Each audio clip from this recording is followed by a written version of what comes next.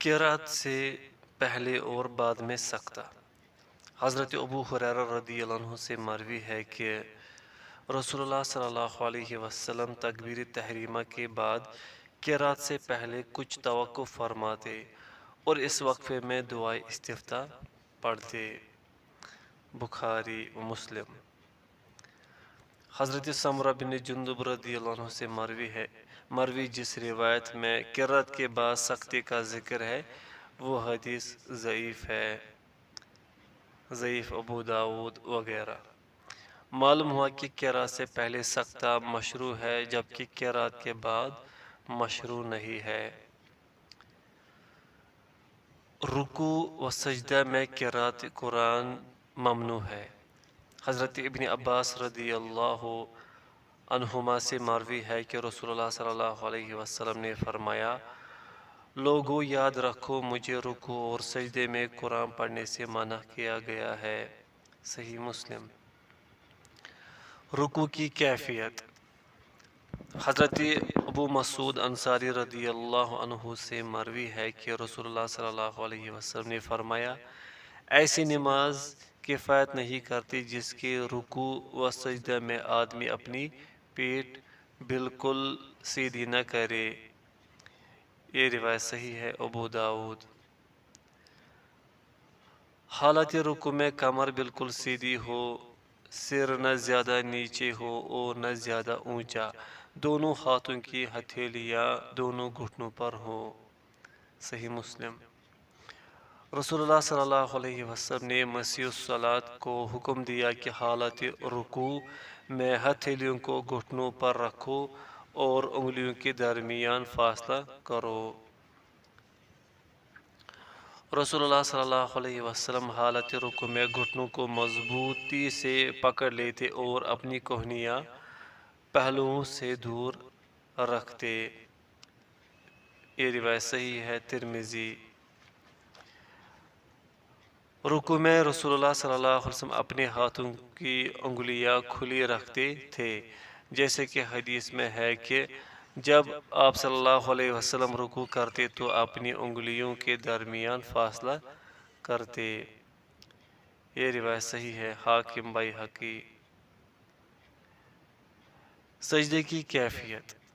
سجدے کے لیے جھکتے وقت پہلے دونوں ہاتھوں کو زمین پر رکھا جائے، جیسا کہ حضرت ابو ہریرہ رضی اللہ عنہ سے مروی ہے کہ رسول اللہ صلی اللہ علیہ وسلم نے فرمایا، تم میں سے جب کوئی سجدہ کرے تو اونٹ کی طرح نہ بیٹھے اور اپنے ہاتھ گھٹنوں سے پہلے زمین پر رکھے۔ یہ روایت صحیح ہے ابو داود۔ حضرت نافع رحمۃ اللہ سے مروی ہے کہ حضرت عبداللہ بن عمر رضی اللہ عنہما سے اپنے ہاتھ گھٹنوں سے پہلے رکھتے تھے اور فرماتے تھے کہ رسول اللہ صلی اللہ علیہ وسلم بھی ایسا ہی کیا کرتے تھے۔ ابن خزیمہ۔ جن علماء کے نزدیک پہلے گھٹنے زمین پر رکھنے چاہیے، ان کی دلیل یہ حدیث ہے۔ حضرت وائل بن حجر رضی اللہ عنہ سے مروی ہے کہ میں نے رسول اللہ صلی اللہ علیہ وسلم کو دیکھا، جب آپ سجدہ کرتے تو دونوں گھٹنے ہاتھوں سے پہلے زمین پر رکھتے اور جب سجدے کے لیے اٹھتے تو دونوں ہاتھ گھٹنوں سے پہلے اٹھاتے۔ یہ روایت ضعیف ہے ابو داود۔ جمہور احناف اسی ضعیف حدیث پر عمل کے قائل ہے۔ ابن قیم رحمۃ اللہ فرماتے ہیں، انہوں نے اسی حضرت وائل رضی اللہ عنہ کی حدیث کو ترجیح دی ہے۔ مالک ابن حزم رحمہ اللہ فرماتے ہیں، پہلی حدیث چونکہ زیادہ صحیح ہے لہذا ان پر عمل کیا جائے گا۔ سجدے میں 7 اعضاء یعنی پیشانی اور ناک، دونوں ہاتھ، دونوں گھٹنے اور دونوں پاؤں کے سرے زمین پر لگنے چاہیے۔ حضرت عباس رضی اللہ عنہ سے مروی ہے کہ رسول اللہ صلی اللہ علیہ وسلم نے فرمایا، جب آدمی سجدہ کرتا ہے تو اس کی 7 اعضاء بھی سجدہ کرتے ہیں، اس کا چہرہ، اس کے دونوں ہاتھ، اس کے دونوں گھٹنے اور اس کے دونوں قدم۔ صحیح مسلم۔ حضرت ابن عباس رضی اللہ عنہما سے مروی روایت میں ہے کہ آپ صلی اللہ علیہ وسلم نے فرمایا مجھے 7 ہڈیوں پر سجدہ کرنے کا حکم دیا گیا ہے۔ پیشانی پر یہ کہتے ہوئے آپ صلی اللہ علیہ وسلم نے اپنے ناک کی طرف اشارہ کیا۔ صحیح بخاری، صحیح مسلم۔ البانی رحمہ اللہ فرماتے ہیں سجدے کے لیے پیشانی اور ناک دونوں کو ضروری قرار دینے کی وجہ بیان کرتے ہوئے فرماتے ہیں کہ آپ صلی اللہ علیہ وسلم نے فرمایا اس شخص کی کوئی نماز نہیں جس کے ناک نے اس طرح زمین کو نہ چھوا جیسے پیشانی نے چھوا ہے۔ یہ حدیث بخاری کی شرط پر صحیح ہے۔ دوران سجدہ ہاتھ زمین پر جبکہ کہنیاں زمین سے اٹھی ہونی چاہیے۔ حضرت برا رضی اللہ عنہ سے مروی ہے کہ رسول اللہ صلی اللہ علیہ وسلم نے فرمایا جب تم سجدہ کرتے ہو تو اپنی دونوں ہتھیلیوں کو زمین پر رکھو اور اپنی دونوں کہنیوں کو زمین سے بلند رکھو۔ صحیح مسلم۔ سجدے میں قدموں کی ایڑیاں ملی ہونی چاہیے۔ حاکم۔ سجدے میں پاؤں کی انگلیوں کے سرے قبلہ رخ اور قدم کھڑے ہونے چاہیے۔ بخاری۔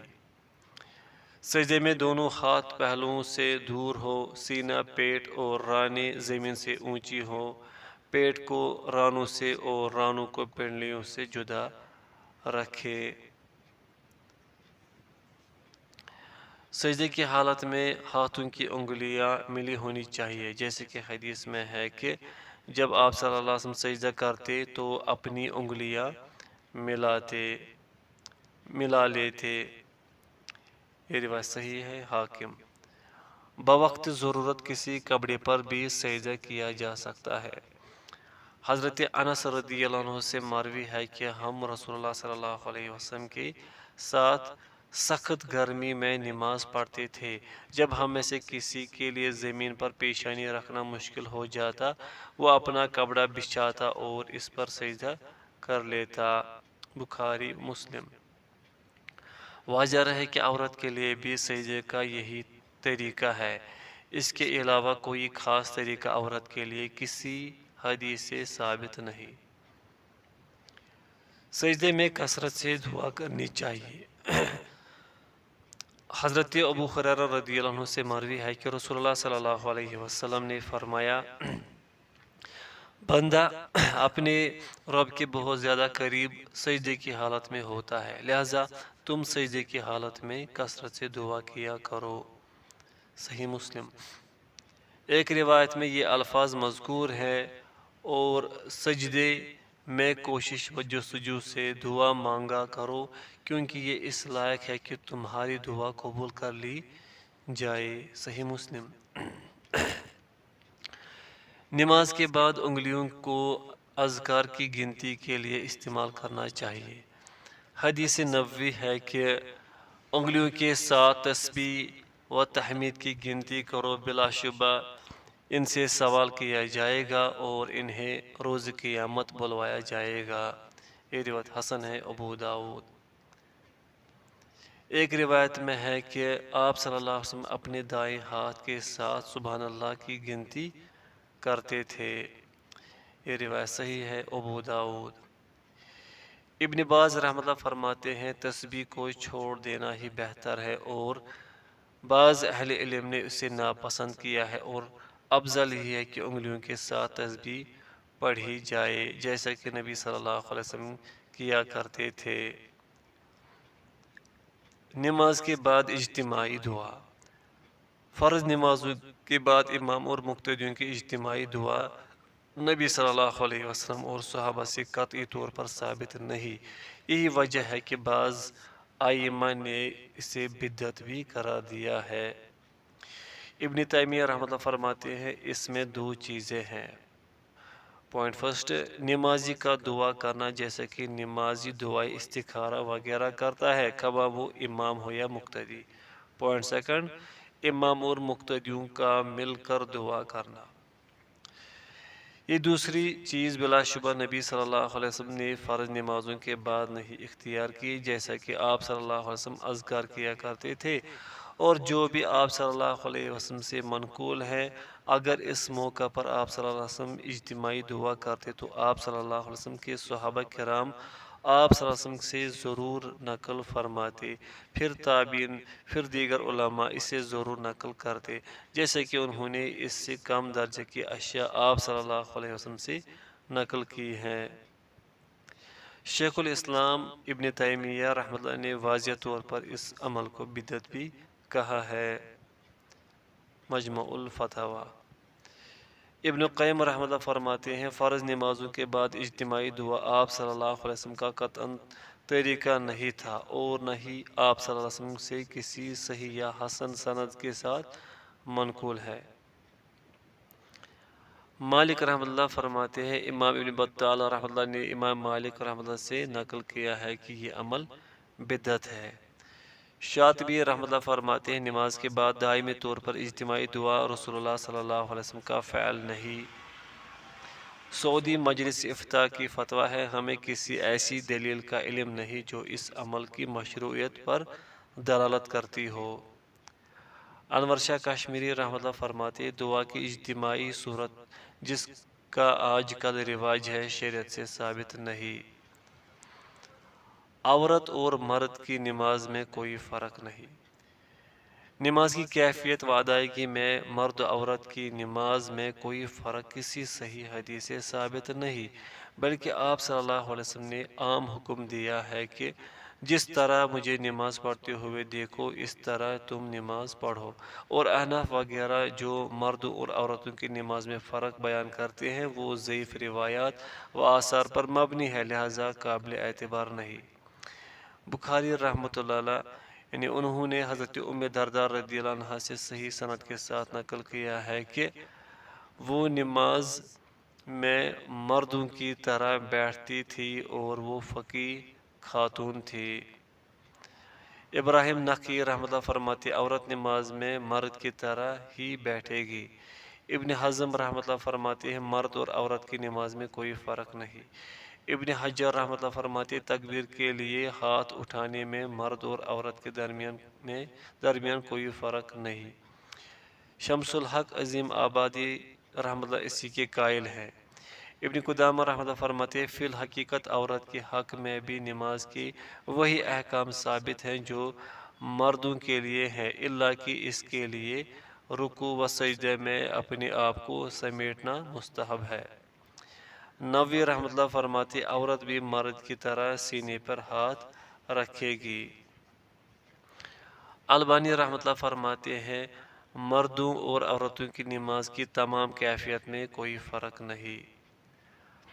حضرت یزید بن ابی حبیب رضی اللہ عنہ سے جو حدیث مروی ہے کہ عورت سمٹ کر سجدہ کرے اور وہ اس مسئلے میں مرد کی طرح نہیں ہے، امام ابو داود رحمۃ اللہ نے اسے مراسیل میں روایت کیا ہے، اور شیخ البانی رحمۃ اللہ بیان کرتے ہیں کہ وہ مرسل ہے جو کہ دلیل نہیں بن سکتی۔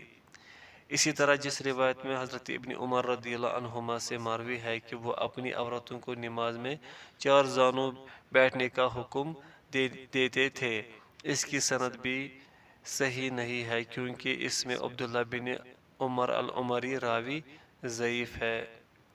البتہ اتنا فرق بہرحال ضرور ہے کہ عورت کے لیے نماز میں سر پر اوڑھنی لینا ضروری ہے، اس کے بغیر اس کی نماز نہیں ہوگی، جبکہ مرد کے لیے یہ ضروری نہیں ہے۔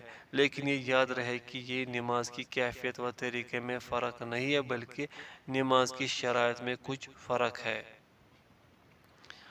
2 سجدوں کے درمیان انگشت شہادت کو حرکت دینا۔ اس مسئلے میں کوئی مستند و قابل حجت روایت ہمارے علم میں نہیں ہے، الا کہ حضرت وائل بن حجر رضی اللہ عنہ سے مروی ایک روایت ہے، لیکن وہ شاذ ہے، جیسے کہ شیخ البانی رحمۃ اللہ نے اسی کو ترجیح دی ہے۔ شاذ کا مطلب یعنی ضعیف۔ نماز میں وساوس و خیالات کا حل۔ حضرت عثمان بن ابی العاص رحمۃ اللہ نے رسول اللہ رضی اللہ عنہ نے رسول اللہ صلی اللہ علیہ وسلم سے عرض کیا کہ اے اللہ کے رسول، بے شک شیطان میرے اور میری نماز اور قرات کے درمیان حائل ہو کر میری نماز کو خراب یعنی خلط ملط کرتا ہے۔ تو رسول اللہ صلی اللہ علیہ وسلم نے فرمایا، وہ شیطان ہے جسے خنزب کہا جاتا ہے، جب تم اسے محسوس کرو تو اس سے اللہ تعالیٰ کی پناہ مانگو یعنی اعوذ باللہ کہو، اور اپنے بائیں جانب ہلکا سا 3 مرتبہ تھوکو۔ حضرت عثمان رضی اللہ عنہ کہتے ہیں کہ میں نے ایسا کیا تو اللہ تعالیٰ اسے مجھ سے لے گئے۔ صحیح مسلم۔ 4 زانوں بیٹھ کر نماز پڑھنا۔ ایسا کرنا کسی عذر کی وجہ سے جائز و درست ہے، جیسا کہ جب نبی صلی اللہ علیہ وسلم گھوڑے سے گر گئے اور پاؤں پر چوٹ آ گئی تو آپ صلی اللہ علیہ وسلم اسی طرح نماز پڑھنے لگے۔ حضرت عائشہ رضی اللہ عنہ سے مروی ہے کہ میں نے رسول اللہ صلی اللہ علیہ وسلم کو 4 زانوں پر بیٹھ کر نماز ادا فرماتے ہوئے دیکھا۔ ننگے سر نماز پڑھنا۔ نماز مرد کے لیے سطر ڈھانپنے کے علاوہ صرف کندھوں پر کوئی کپڑا ہونا ضروری ہے۔ حضرت عمر بن ابی سلمہ رضی اللہ عنہ سے مروی ہے کہ میں نے نبی صلی اللہ علیہ وسلم کو حضرت ام سلمہ رضی اللہ عنہ کے گھر میں ایک ایسے کپڑے میں لپٹے ہوئے نماز پڑھتے دیکھا کہ جس کے دونوں کنارے آپ صلی اللہ علیہ وسلم نے اپنے کندھوں پر ڈال رکھے تھے۔ بخاری مسلم۔ اس حدیث سے معلوم ہوا کہ دوران نماز آپ صلی اللہ علیہ وسلم کے سر پر کوئی کپڑا نہیں تھا۔ حضرت جابر رضی اللہ عنہ سے مروی ہے کہ ایک دن انہوں نے ایک کپڑا بدن پر لپیٹ کر نماز پڑھی جبکہ دوسرا کپڑا بھی قریب پڑا تھا۔ نماز سے فراغت کے بعد کسی نے پوچھا کہ آپ ایک ہی کپڑے میں کیوں نماز پڑھ رہے ہیں حالانکہ آپ کے پاس دوسرا کپڑا موجود ہے؟ تو انہوں نے جواب میں کہا، ہاں میں چاہتا ہوں کہ تمہارے جیسے جاہل مجھے دیکھ لے۔ میں نے نبی صلی اللہ علیہ وسلم کو اس طرح نماز پڑھتے دیکھا ہے۔ بخاری۔ حضرت عمر رضی اللہ عنہ نے وسعت کے زمانے میں بھی سر ڈھانپنا نماز کے لیے ضروری نہیں سمجھا۔ بخاری و مسلم۔ تاہم بالغ عورت کی نماز ننگے سر نہیں ہوتی، جیسا کہ حضرت عائشہ رضی اللہ عنہ سے مروی ہے کہ رسول اللہ صلی اللہ علیہ وسلم نے فرمایا، اللہ تعالیٰ بالغ عورت کی نماز بغیر اوڑھنی یعنی دوپٹے وغیرہ کی قبول نہیں فرماتے۔ یہ روایت صحیح ہے۔ ابو داؤد۔ باب نماز کے باطل اور ساقط ہونے کا بیان۔ پہلی فصل، نماز میں جو امور جائز نہیں، باتیں کرنے سے نماز باطل ہو جاتی ہے۔ حضرت زید بن ارقم رضی اللہ عنہ سے مروی ہے کہ ہم عہد رسالت میں دوران نماز ایک دوسرے سے بات چیت کر لیتے تھے اور اپنی ضرورت و حاجت ایک دوسرے سے بیان کر دیتے تھے، حتیٰ کہ آیت حافظوا علی الصلوات والصلاة الوسطی وقوموا للہ قانتین نازل ہوئی تو ہمیں خاموش رہنے کا حکم دیا گیا اور دوران نماز گفتگو سے منع کر دیا گیا۔ بخاری مسلم۔ حضرت ابن مسعود رضی اللہ عنہ سے مروی ہے کہ ہم نے رسول اللہ صلی اللہ علیہ وسلم کو دوران نماز سلام کہا تو آپ صلی اللہ علیہ وسلم نے جواب نہ دیا، حالانکہ پہلے جواب دیا کرتے تھے، اور پھر بعد میں فرمایا، بلا شبہ نماز میں مشغولیت ہے۔ بخاری مسلم۔ ایک روایت میں یہ لفظ ہے، جب تم نماز میں ہوتے ہو تو فرما بردار رہو اور کلام نہ کرو۔ مسند ابی یعلا۔ سنن نبی داؤد میں ایک روایت ان الفاظ کے ساتھ مروی ہے، بے شک اللہ تعالیٰ نے نیا حکم یہ دیا ہے کہ دوران نماز کلام مت کرو۔ یہ روایت حسن ہے۔ ابو داؤد۔ یہ تمام دلائل دوران نماز کلام کی حرمت کا واضح ثبوت ہے، اور اصول میں یہ بات مسلم ہے کہ ممانعت منہی عن جس کام سے روکا گیا ہے کہ فاسد ہونے کا تقاضا کرتی ہے۔ بالخصوص عبادات میں یہ قاعدہ متفق علیہ ہے۔ ابن حجر شوکانی رحمہ اللہ فرماتے ہیں اہل علم کا اس بات پر اجماع ہے کہ جس نے دوران نماز جان بوجھ کر کلام کیا اور وہ اصلاح نماز کا ارادہ نہیں رکھتا تو بلا شبہ اس کی نماز فاسد ہے۔ علامہ عینی ابن منذر رحمہ اللہ اسی کے قائل ہیں۔ علماء نے بھول کر یا جہالت کی وجہ سے نماز میں کلام کے حکم میں اختلاف کیا ہے۔ ابو حنیفہ رحمۃ اللہ فرماتے ہیں کلام جان بوجھ کر ہو، بھول کر ہو یا جہالت کی بنا پر ہو نماز باطل کر دیتا ہے۔ امام ثوری، امام ابن مبارک، امام حماد بن ابی سلیمان اور امام نخعی رحمہ اللہ وغیرہ کا بھی یہی موقف ہے۔ جمہور احمد، شافعی، مالک رحمہ اللہ فرماتے ہیں بھول کر یا جہالت کی بنا پر کلام سے نماز باطل نہیں ہوتی۔ امام ابن منذر رحمہ اللہ نے حضرت ابن مسعود رضی اللہ عنہ، حضرت ابن زبیر، حضرت عروہ رضی اللہ عنہما، امام عطا، امام حسن اور امام قتادہ رحمہ اللہ وغیرہ سے بھی یہی مذہب نقل کیا ہے۔ راجہ جمہور کا موقف راجہ ہے۔ ابن حزم رحمۃ اللہ فرماتے بھول کر یا جہالت سے کیا ہوا کلام محض سجدہ سہو لازم کر دیتا ہے جبکہ نماز مکمل ہو جاتی ہے۔ شوکانی رحمۃ اللہ فرماتے بھول کر کیا ہوا کلام اور بھولنے کے ہی حکم میں ہو نماز باطل نہیں کرتا۔ مزید اس موقف کے دلائل حسب ذیل ہے۔ حضرت ابو ہریرہ رضی اللہ عنہ سے مروی حدیث ذوالیدین میں ہے کہ حدیث ذوالیدین میں ہے کہ آپ صلی اللہ علیہ وسلم نے بھول کر 2 رکعتیں پڑھا دی، پھر ذوالیدین کے یاد کروانے پر آپ صلی اللہ علیہ وسلم نے صحابہ سے استفسار کیا کہ کیا ذوالیدین ٹھیک کہہ رہا ہے؟ اس کے بعد آپ صلی اللہ علیہ وسلم نے بقیہ 2 رکعتیں ادا کر لی اور آخر میں سہو کے سجدے کر لیے۔ بخاری و مسلم۔ ثابت ہوا کہ بھول کر کلام کر لینے سے نماز باطل نہیں ہوتی، کیونکہ اگر ایسا ہوتا تو نبی صلی اللہ علیہ وسلم 4 رکعت دوبارہ پڑھتے۔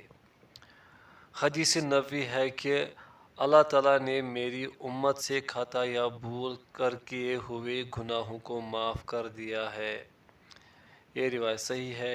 ابن ماجہ۔ حضرت معاویہ بن حکم سلمی رضی اللہ عنہ سے مروی ہے کہ ایک مرتبہ میں رسول اللہ صلی اللہ علیہ وسلم کے ساتھ نماز پڑھ رہا تھا کہ ایک آدمی کو چھینک آئی تو میں نے نماز میں ہی کہہ دیا یرحمک اللہ۔ اس پر لوگوں نے مجھے گھور گھور کر دیکھنا شروع کر دیا۔ میں نے کہا ہائے میری ماں مجھے گم پائے، کیا بات ہے؟ تم مجھے غصے سے کیوں دیکھ رہے ہو؟ اس پر انہوں نے اپنے ہاتھوں کو اپنی رانوں پر مارنا شروع کر دیا۔ جب میں نے محسوس کیا کہ وہ مجھے خاموش کرانا چاہتے ہیں، مجھے غصہ تو آیا لیکن میں خاموش ہو گیا۔ جب رسول اللہ صلی اللہ علیہ وسلم نماز سے فارغ ہوئے تو میرے ماں باپ آپ صلی اللہ علیہ وسلم پر فدا ہوں، میں نے نہ آپ صلی اللہ علیہ وسلم سے پہلے اور نہ بعد میں کسی ایسے معلم کو دیکھا جو تعلیم دینے میں آپ صلی اللہ علیہ وسلم سے بہتر ہو۔ اللہ کی قسم آپ صلی اللہ علیہ وسلم نے یہ مجھے ڈانٹا نہ مارا اور نہ ہی سخت و کرخت گفتگو کی، بلکہ آپ صلی اللہ علیہ وسلم نے فرمایا بلا شبہ نماز میں انسانی گفتگو کی کوئی گنجائش نہیں، نماز میں تو صرف تسبیح، تکبیر اور تلاوت قرآن ہونی چاہیے۔ صحیح مسلم۔ اس حدیث سے بھی واضح طور پر معلوم ہوا کہ جہالت کی وجہ سے نماز میں اگر گفتگو ہو جائے تو نماز باطل نہیں ہوتی۔ اگر ایسا ہوتا تو نبی صلی اللہ علیہ وسلم اس شخص کو دوبارہ نماز پڑھنے کا حکم دیتے، حالانکہ آپ صلی اللہ علیہ وسلم نے ایسا کچھ نہیں کیا بلکہ اسے اس حکم سے آگاہ کرنے پر ہی اکتفا کیا۔ اصلاح نماز کے لیے کیا ہوا کلام ائمہ اربعہ کے نزدیک نماز باطل کر دیتا ہے، البتہ امام اوزاعی رحمۃ اللہ اور بعض مالکیہ نے اسے جائز کہا ہے۔ غیر متعلقہ کام میں مشغول ہونے سے نماز باطل ہو جاتی ہے۔ مراد یہ ہے کہ انسان کوئی ایسا کام شروع کر دے جو نماز کا حصہ نہیں اور اس وقت انسان کو نمازی نہ کہا جا سکے، مثلا لیٹ کر سو جانا، بھاگنا شروع کر دینا، کپڑے سینے لگ جانا، کسی چیز کی طرف طویل مدت دیکھتے رہنا، بوجھ اٹھا لینا یا کھانا پینا وغیرہ۔ یقیناً ایسے شخص کو کوئی بھی نمازی شمار نہیں کرتا۔ ایسا عمل کثیر جو نماز کو باطل کر دیتا ہے، اس میں علماء و مجتہدین نے بہت اختلاف کیا ہے۔ امام شوکانی رحمۃ اللہ علیہ رقم دراز ہے کہ حق بات یہ ہے کہ بے شک نماز منعقد ہونے کے بعد فاسد نہیں ہوتی الا کہ کوئی ایسا فاسد کر دینے والا عمل کر لیا جائے جس کے مفسد ہونے کی شریعت نے خبر دے دی ہو، مثلا وضو کا ٹوٹ جانا، جان بوجھ کر لوگوں سے کلام کرنا یا ثابت ارکان نماز میں عمدن کسی رکن کو چھوڑ دینا وغیرہ۔ ایسے افعال جو دوران نماز سنت سے ثابت ہیں لیکن انہیں عمل کثیر نہیں کہا جا سکتا۔ پوائنٹ فرسٹ، بچہ اٹھا کر نماز پڑھنا۔ رسول اللہ صلی اللہ علیہ وسلم اپنی نواسی امامہ رضی اللہ عنہ کو اٹھا کر نماز پڑھ لیتے تھے۔ جب رکوع و سجدہ کرتے تو اسے اتار دیتے اور جب قیام کرتے تو اسے دوبارہ اٹھا لیتے۔ بخاری مسلم۔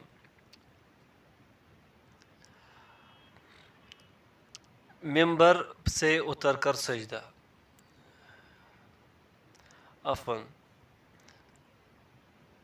بچہ اٹھا کر نماز پڑھنا۔ پھر سے پڑھیں گے۔ رسول اللہ صلی اللہ علیہ وسلم اپنی نواسی امامہ رضی اللہ عنہا کو اٹھا کر نماز پڑھ لیتے تھے۔ جب رکوع و سجدہ کرتے تو اسے اتار دیتے اور جب قیام کرتے تو اسے دوبارہ اٹھا لیتے۔ بخاری مسلم۔ ممبر سے اتر کر سجدہ۔ آپ صلی اللہ علیہ وسلم نے ممبر پر چڑھ کر نماز پڑھائی۔ جب سجدے کا ارادہ کیا تو نیچے اتر آئے اور سجدہ کر کے پھر واپس لوٹ گئے۔ بخاری مسلم۔ بہت زیادہ رونا، جیسے کہ حضرت عبداللہ بن شخیر رضی اللہ عنہ سے مروی ہے کہ میں نے رسول اللہ صلی اللہ علیہ وسلم کو نماز پڑھتے دیکھا۔ آپ صلی اللہ علیہ وسلم کے سینے سے گریہ زاری کی ایسی آوازیں آ رہی تھی جیسے جوش کھاتی ہوئی ہنڈیا سے آوازیں آتی ہے۔ یہ روایت صحیح ہے، ابو داؤد وغیرہ۔ کھنکھارنا، جیسے کہ حضرت علی رضی اللہ عنہ سے مروی ہے کہ رسول اللہ صلی اللہ علیہ وسلم کی خدمت میں حاضر ہونے کے لیے میرے دو اوقات تھے۔ جب میں آپ صلی اللہ علیہ وسلم کی خدمت میں حاضر ہوتا اور آپ صلی اللہ علیہ وسلم نماز پڑھ رہے ہوتے تو آپ صلی اللہ علیہ وسلم مجھے مطلع کرنے کے لیے کھنکھار دیتے۔ یہ روایت ضعیف ہے، ابن ماجہ۔ امام شافعی اور امام ابو یوسف رحمہ اللہ اس عمل کو نماز کے لیے مفسد نہیں کہتے، جبکہ امام ابو حنیفہ اور امام محمد رحمہ اللہ اسے بھی مفسد قرار دیتے ہیں۔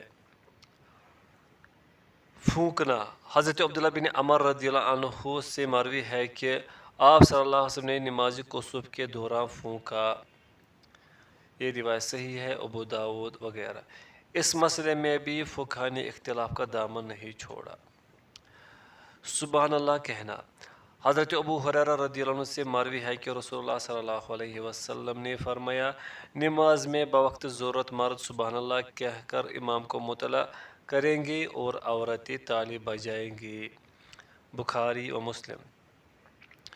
اشارے سے سلام کا جواب، حضرت ابن عمر رضی اللہ عنہما سے مروی ہے کہ میں نے حضرت بلال رضی اللہ عنہ سے پوچھا کہ دوران نماز جب لوگ رسول اللہ صلی اللہ علیہ وسلم کو سلام کرتے تو آپ صلی اللہ علیہ وسلم انہیں کیسے جواب دیتے؟ تو انہوں نے کہا، اس طرح کرتے اور اپنا ہاتھ پھیلا دیا۔ یہ روایت صحیح ہے، ابو داؤد۔ سانپ اور بچھو کو مارنا، حضرت ابو ہریرہ رضی اللہ عنہ سے مروی ہے کہ رسول اللہ صلی اللہ علیہ وسلم نے فرمایا، نماز میں دو سیاہ جانوروں یعنی سانپ اور بچھو کو مار دیا کرو۔ یہ روایت صحیح ہے، ابو داؤد۔ تھوکنا، حضرت ابو نضرہ رضی اللہ عنہ سے مروی ہے کہ آپ صلی اللہ علیہ وسلم نے اپنے کپڑے میں تھوکا، پھر اس کے کچھ حصے کو کچھ دوسرے حصے کے ساتھ کھرچا۔ یہ روایت صحیح ہے ابو داود۔ تھوک کو جوتی سے ملنا۔ حضرت عبداللہ بن شخیر رضی اللہ عنہ سے مروی ہے کہ میں نے رسول اللہ صلی اللہ علیہ وسلم کے ساتھ نماز پڑھی، میں نے آپ صلی اللہ علیہ وسلم کو دیکھا کہ آپ نے تھوکا اور اپنی جوتی کے ساتھ اسے مل دیا۔ صحیح مسلم۔ چند قدم چلنا۔ حضرت عائشہ رضی اللہ عنہا سے مروی ہے کہ رسول اللہ صلی اللہ علیہ وسلم نماز پڑھ رہے ہوتے تھے اور دروازہ بند ہوتا، پس میں آ کر دروازہ کھلواتی یعنی کھٹکھٹاتی تو آپ صلی اللہ علیہ وسلم چل کر دروازہ کھولتے، پھر نماز گاہ کی طرف لوٹ جاتے۔ یہ روایت حسن ہے ابو داود۔ کسی کو ہاتھ لگا کر مطلع کرنا۔ جیسے کہ رسول اللہ صلی اللہ علیہ وسلم نماز پڑھ رہے ہوتے اور آپ صلی اللہ علیہ وسلم کے سامنے حضرت عائشہ رضی اللہ عنہا لیٹی ہوتی، جب آپ صلی اللہ علیہ وسلم سجدے کا ارادہ فرماتے تو اپنا ہاتھ ان کے ٹانگ پر رکھتے تاکہ وہ سجدے کی جگہ چھوڑ دے۔ بخاری مسلم۔ دوران نماز بچے کا کمر پر سوار ہو جانا۔ بعض اوقات حضرت حسین رضی اللہ عنہ آتے اور آپ صلی اللہ علیہ وسلم اس وقت سجدے میں ہوتے تو وہ آپ صلی اللہ علیہ وسلم کی کمر مبارک پر سوار ہو جاتے اور آپ صلی اللہ علیہ وسلم اس وجہ سے سجدے کو قدر طویل کر دیتے۔ یہ روایت صحیح ہے نسائی وغیرہ۔ دوران نماز جوتیاں اتارنا۔ رسول اللہ صلی اللہ علیہ وسلم نے جوتیاں پہن کر نماز ادا فرمائی، لیکن جب دوران نماز گندگی کا علم ہوا تو اپنی جوتیاں اتار دی۔ حاکم مجموع الزوائد۔ ایک صحابی اپنے جانور کی لگام تھامے ہوئے نماز پڑھ رہا تھا، وہ جانور جس کی طرف زور سے چلتا یہ بھی اس کے پیچھے چلنے لگتا۔ بخاری۔ جماعی روکنا۔ حضرت ابو ہریرہ رضی اللہ عنہ سے مروی ہے کہ نبی صلی اللہ علیہ وسلم نے فرمایا، جماعی کا آنا شیطان کی طرف سے ہے، پس جب تم میں سے کسی کو جماعی آئے تو حتی الوسع اسے روکنے کی کوشش کرے۔ اور جامع ترمذی کی روایت میں ان الفاظ کا اضافہ ہے، نماز میں جماعی روکے۔ مسلم، ترمذی وغیرہ۔